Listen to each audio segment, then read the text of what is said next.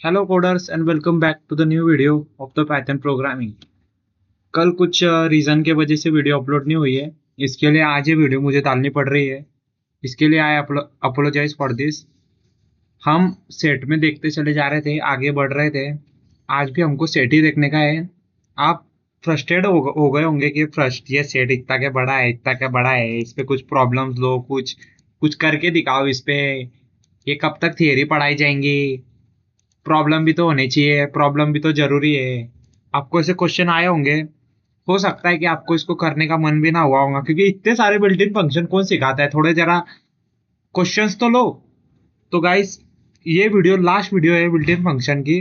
इसके बाद बहुत सारे क्वेश्चन आने वाले हैं, बहुत सारे क्वेश्चन आने वाले हैं। आप उसके लिए बिल्कुल बेफिक्र रहो। बस ये एक वीडियो लास्ट की है जिसमें आपको मैं बिल्ट इन फंक्शन एकदम शॉर्ट में बताऊंगा। अब ज्यादा हमारे कुछ ज्यादा बचे नहीं है, ये हम कवर करेंगे। अगले वीडियो से मैं आपको दिखाने वाला हूँ पाइथन के सेट्स के एक्चुअल के रियल वर्ल्ड प्रॉब्लम। इस वीडियो को एंड तक देख लो, इससे आपको और क्वेश्चन सॉल्व करने में आपकी पकड़ आ सकती है। अगर आप इस वीडियो को देख लेते हो, देखो हाथ ही निकल गए ले, अब पूछ निकलनी बाकी है। पूरा हाथ ही आपने निकाल दिया। अब इतना पूछ के लिए मत जाने दो, अब ये पूछ को भी निकाल दो। ठीक है, तो चलो इस वीडियो को शुरू करते हैं। एकदम शॉर्ट में बताता हूँ आपको। हमारा ये जो इस जॉइंट है ये हो चुका था, इसमें टाइम वेस्ट नहीं करूंगा। अब आएंगे ऑल पे। ये देखो ये क्या बोल रहा है, ट्रू। ये बुलन वैल्यू हमको रिटर्न करता है, एक तो ट्रू रिटर्न करेगा, एक तो फॉल्स रिटर्न करेगा। जो भी आउटपुट में अगर ट्रू और फॉल्स आ जाए तो आप समझ जाना कि वो बुलन है। बुलन यानी कि क्या है, जीरो नहीं तो वन, नहीं तो ट्रू नहीं तो फॉल्स। अब ये क्या आ रहा है, ट्रू नहीं तो फॉल्स, इसका मतलब वो बुलन है। अब देखो all. All is a built in function, आप ऐसा मत समझना ऑल और एनी एक बिल्ट इन फंक्शन है। इसका डिस्क्रिप्शन क्या है, when all value in set is true. यानी कि वो ट्रू हमको तभी रिटर्न करता है ऑल फंक्शन, जब सेट की सभी वैल्यूज ट्रू होनी चाहिए। इसका मतलब क्या है, एक तो सेट का जो एलिमेंट है वो पॉजिटिव हो या फिर नेगेटिव हो, लेकिन वो जीरो नहीं होना चाहिए। जो नेगेटिव वैल्यू है वो भी ट्रू होती है, जो पॉजिटिव वैल्यू वो तो ट्रू रहेंगी, लेकिन जो जीरो है वो ट्रू नहीं होना चाहिए, वो तो ट्रू रहता ही नहीं, जीरो ऑलवेज फॉल्स। आपको अगर उदाहरण के तौर पर इसका मैं उदाहरण बताऊं, देख लो। ये देखो मैं फॉर एग्जांपल एक सेट लेता हूं। सेट में मैंने क्या सभी वैल्यू ट्रू देता हूं, यानी कि माइनस, ये देखो यहाँ पे एरर आएगा तो इसको कट कर देंगे। हाँ, और मैं दूसरा सेट लेता हूं जिसमें मैं सारे वैल्यू तो ट्रू देता हूं, लेकिन एक वैल्यू में फॉल्स दे देता हूं। अब देखो, प्रिंट ऑल ऑफ सेट। इसका आंसर क्या आएगा मुझे कमेंट में बताओ। ट्रू आएगा इसका आंसर, क्योंकि सेट में जो सारी वैल्यू थी, सारी यानी कि ऑल, वो ट्रू थी। माइनस भी ट्रू में आता है, लेकिन अगर मैंने यहाँ पे कर दिया सेट टू तो इसका आंसर आएगा फॉल्स, क्योंकि जो ऑल नहीं है ना, ऑल वैल्यू थोड़ी ट्रू है इसकी। यहाँ पे जो एक जीरो है वो फॉल्स है, इसलिए इसका आंसर आया फॉल्स। इसका जस्ट अपोजिट होता है। मतलब ये इतना अपने को एप्लीकेशन नहीं देखना, इसलिए इसको शॉर्ट में बता रहा हूं। ये बिल्कुल ऑल का अपोजिट होता है। ये देखो, ये ट्रू कब रिटर्न करता है, when any one is true. ये देखो ये सेट वन है, इसमें सब फॉल्स है, लेकिन सिर्फ एक नाइन ही ट्रू है। तो उसने देखो हम नाइन वन को उसने हमको ट्रू रिटर्न कर दिया। और when all are zero, false कब रिटर्न करेगा, जब सारे वैल्यू जीरो होने चाहिए।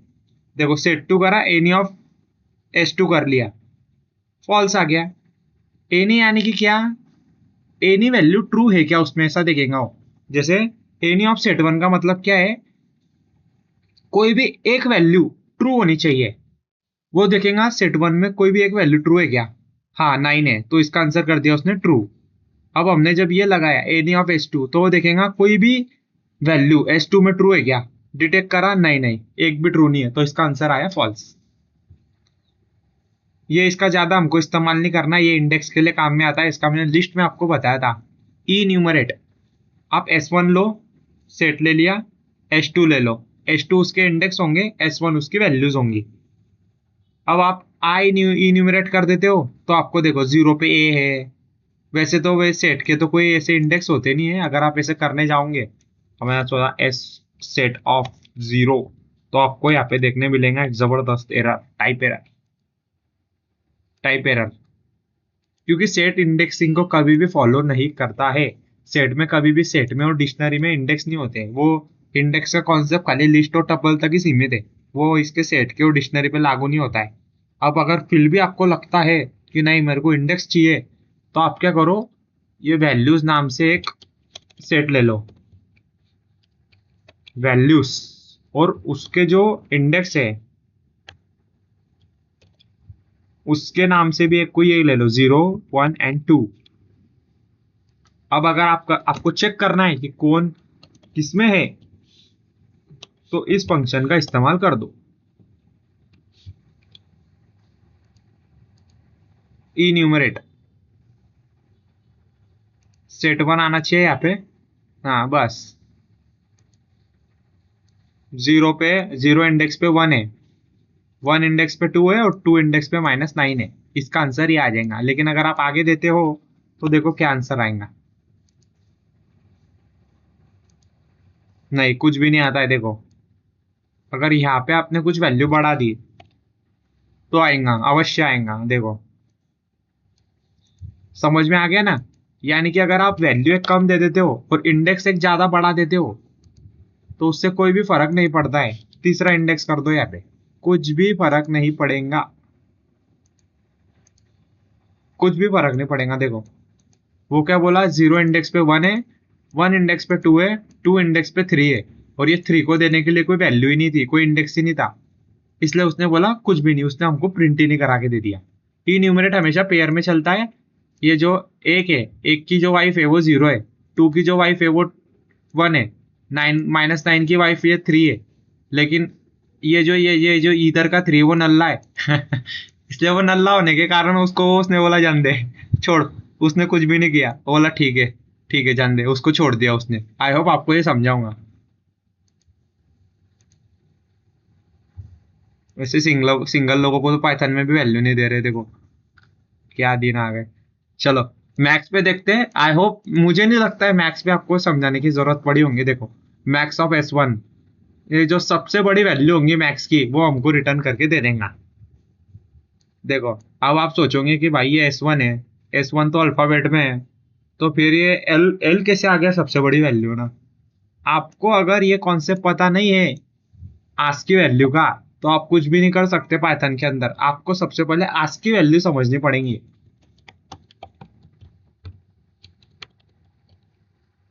देखो, बताओ मुझे कमेंट में, इसका आंसर ट्रू है कि फॉल्स है।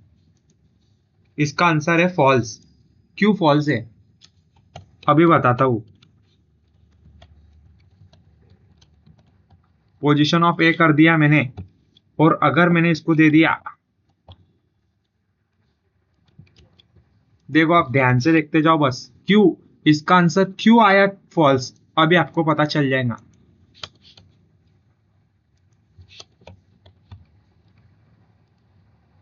देख रहे हो, यानी कि जो ए की वैल्यू थी वो थी 97, लेकिन जो बी की एल की वैल्यू थी वो कितनी थी, वो 108 थी। अब जब उसने ऐसा कंपेयर किया, 97 108, तो इसका आंसर आया यहाँ पे फॉल्स। डेट इज यहाँ पे उसने हमको दिया फॉल्स। तो हमेशा आप याद रखना कि जो ए होता है, ए, उसकी हमेशा वैल्यू कम होती है, बी की ए से ज्यादा होती, सी की बी से ज्यादा होती। यानी कि जैसे जैसे अल्फाबेट बढ़ते जाता है, वैसे उसकी जो उसकी वैल्यू है, उसकी किसकी वैल्यू, उसकी जो पोजीशन की वैल्यू है वो बढ़ती चली जाती है। अब यहाँ पे जेड की वैल्यू क्या होंगी, सबसे ज्यादा होंगी। देखो सबसे ज्यादा ए की वैल्यू और जेड, देखो ए की वैल्यू 97 और एल जेड की वैल्यू कितनी, 122। मतलब 122 पे अपने को जेड मिलता है। आई होप आपको ये समझ में आया होगा।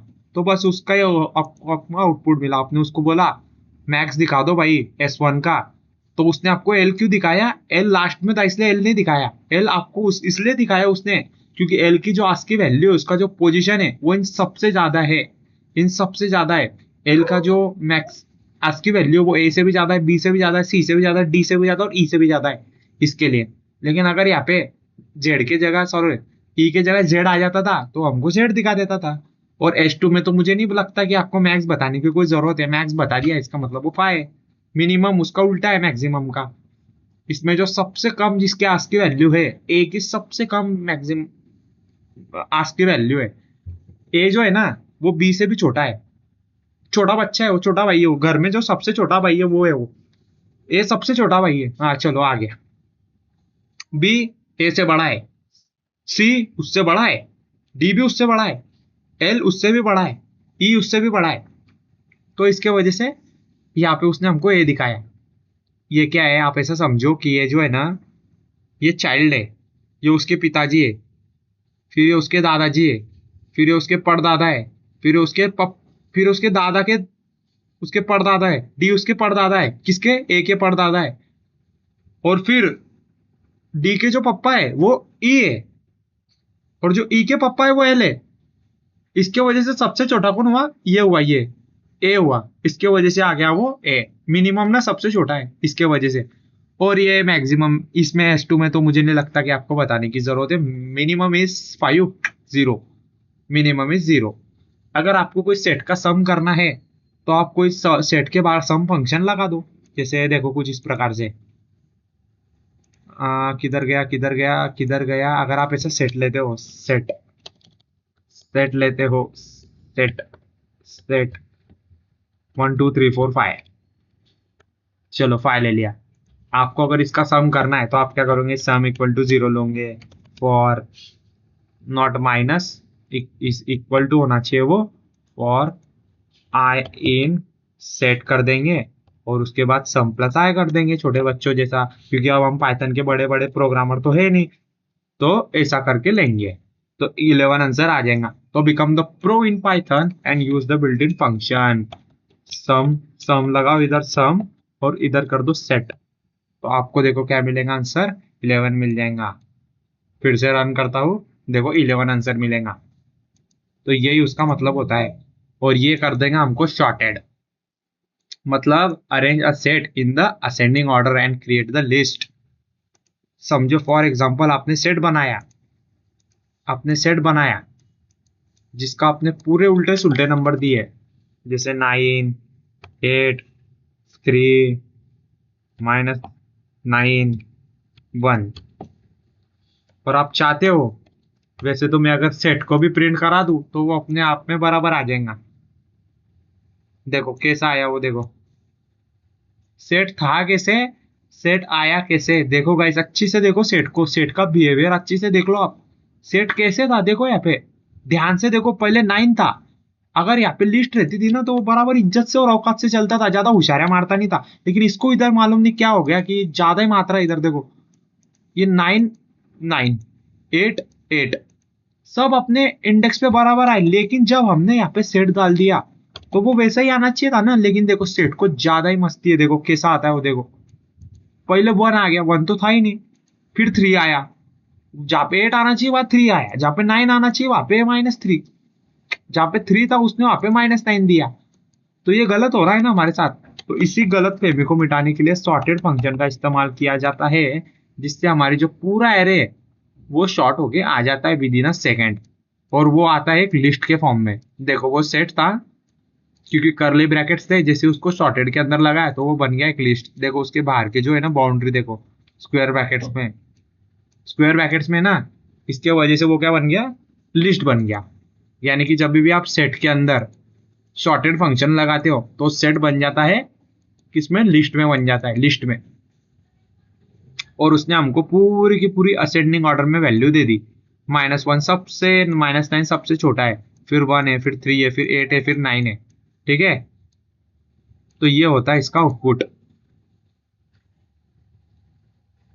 इसमें भी लगा सकते हैं कि हम ट्राई कर लेते हैं, अगर यहाँ पे कुछ अल्फा न्यूमेरिक वैल्यू है, अल्फा न्यूमेरिक बोल रहा हूँ, ये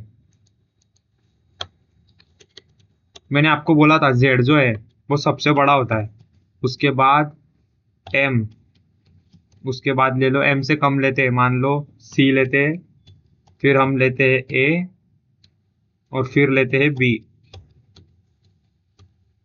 सबसे ज्यादा ASCII वैल्यू है Z की, उससे कम है M की, फिर C की, फिर B की, और सबसे कम है A की। अब यहाँ पे हमारा आउटपुट कैसा आना चाहिए, असेंडिंग ऑर्डर में आना चाहिए ना, यानी कि छोटे से बड़ा होना चाहिए। तो पहले A आना चाहिए, B आना चाहिए, C आना चाहिए, और फिर M आना चाहिए, और फिर Z आना चाहिए। देखते आता है कि नहीं।